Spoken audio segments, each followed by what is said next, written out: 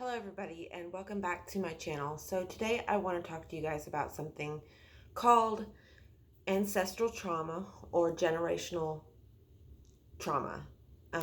Generational curses, not so much curses, but it can be interpreted that way. So if you live in America, most likely you have some type of generational trauma associated with you. Even if you don't live in America, it could happen with everybody. Mainly my people of minority, Native Americans, Black people, Latinos, any of that. Like even white people, we can have these generational traumas attached to our lineage. So like with me, I am one. Well, let's not do that part. Let's do that. I'm 11% Native American. My father's family is Native American. They were Athabascan and Aleut. I myself am only Athabascan. And then I've got a lot of German in me. I'm about 56% German. Um, but I also have uh, I don't know where my thought. I just lost my thought process. Hold on. Okay, so I have those in my background. I was raised by a Black man, so I know the struggles that Black people face. I've never experienced them myself. I've kind of a little bit because, believe it or not, racism is a thing towards interracial couples. At least it was when I was growing up. My mom and my stepdad got treated badly, and therefore we got treated badly because of it. My stepdad is a wonderful man. If you can, well, let's see if you can see a picture of him up there in that thing right there. You can't really see, but right, that picture there is of my stepdad. He is a great man.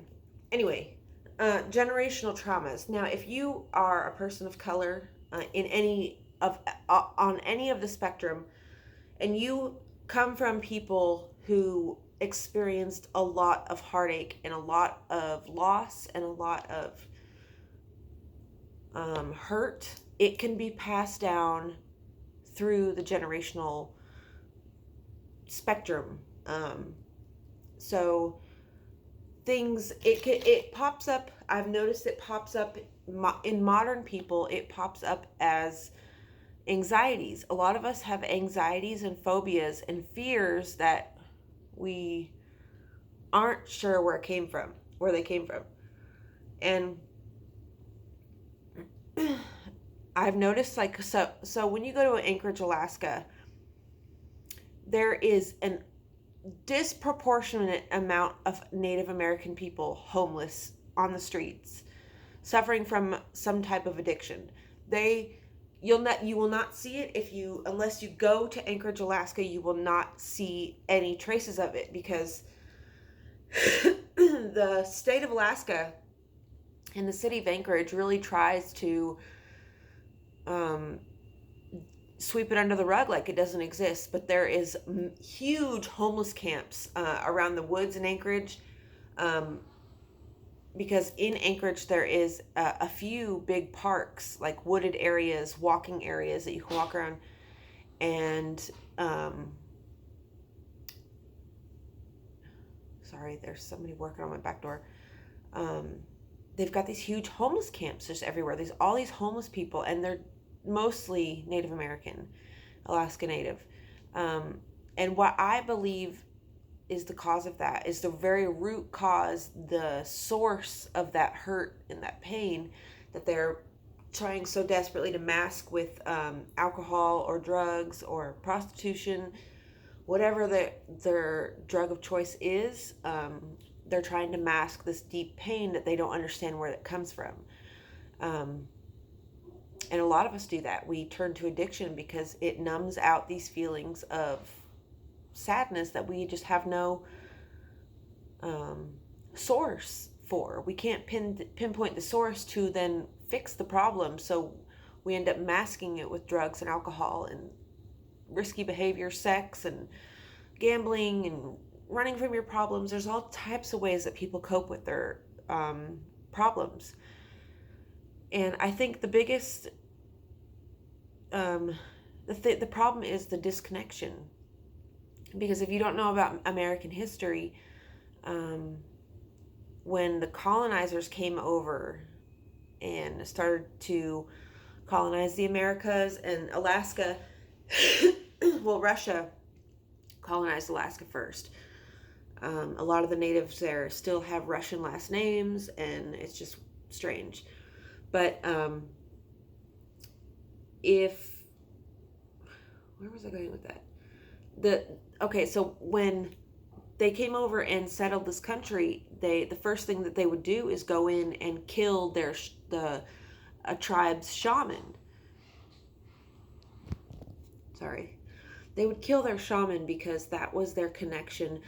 A shaman to Native American people is like a doctor, a healer, a counselor, a therapist. It helps you. They helped the people process their emotions in a positive way, and they gave them herbal remedies for sicknesses and all these types of things. And when that connection to source spirit was severed, you end up with a whole nation of people who are lost and who can't find solace anywhere because they have never been taught their connection to their environment.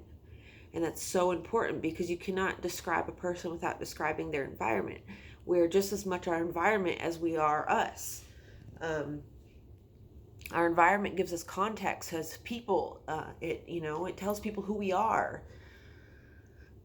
But the biggest thing is people being disconnected from who they are and when you feel so lost and you don't know who you are and why you're here and what your purpose is on this planet, and then when you have like a whole ancestral heritage full of trauma and loss and being forced to be somebody you're not or hide who you are, it ripples down through the generations and it affects people.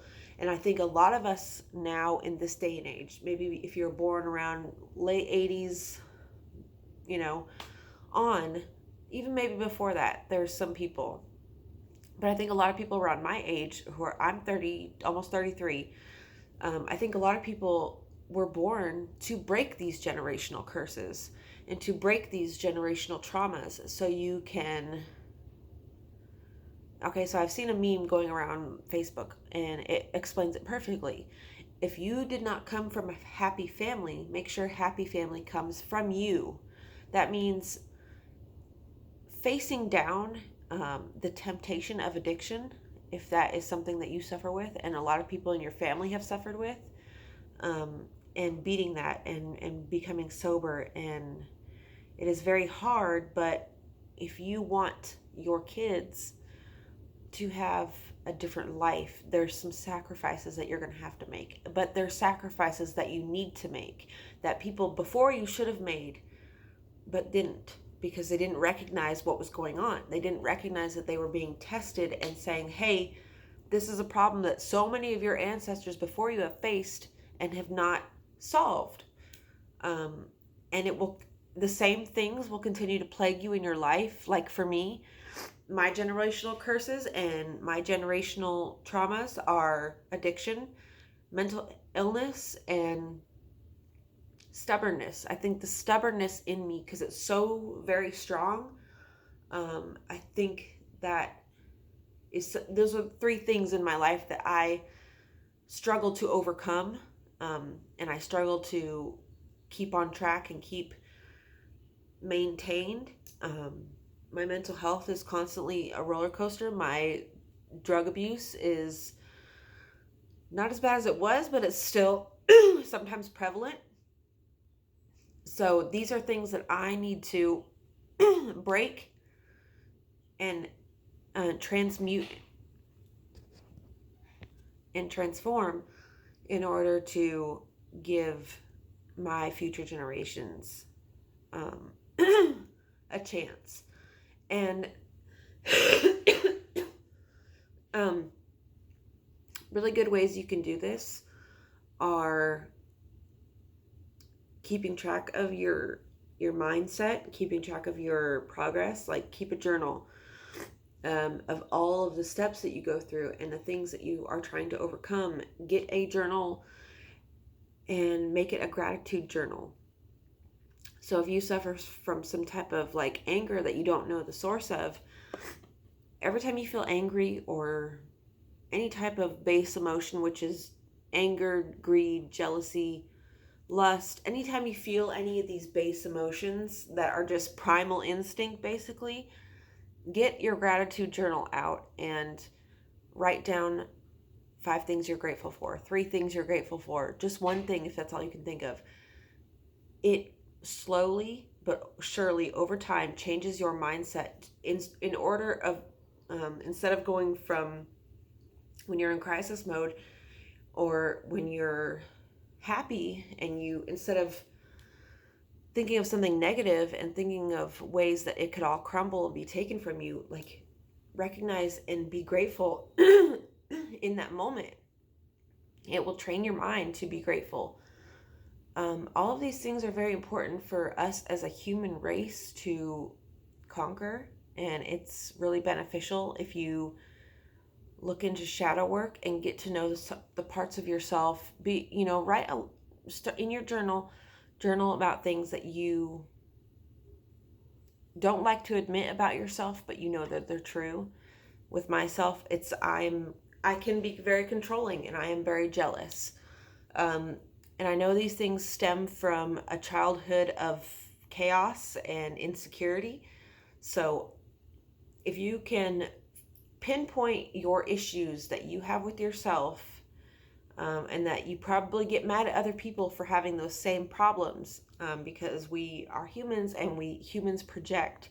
When we don't like something about ourselves, we naturally see it in other people and we get mad at that person, because if you're not aware of these things that you project, and the negativity that you hold on to is palpable to other people, then you're just an asshole, because assholes do that. They just don't care how they affect other people around them, even if it's just with a negative vibe. Like, you have to always check yourself. Check onto what you're holding in your mind and what thought processes are replaying in your head, and get used to being in the moment and being thankful, and recognizing the things that you have in your life, because a lot of things that you have in your life right now are probably things that you wished for in the past, and you just get caught up in life and you just forget how lucky you are. But you still have to work on these generational traumas and curses and things of that nature, because they'll continue to affect your family line, which means they'll affect your children if you don't figure it out, So I hope this gave you guys something to think about today. And I love you guys, and I'll see you guys in my next one. Bye.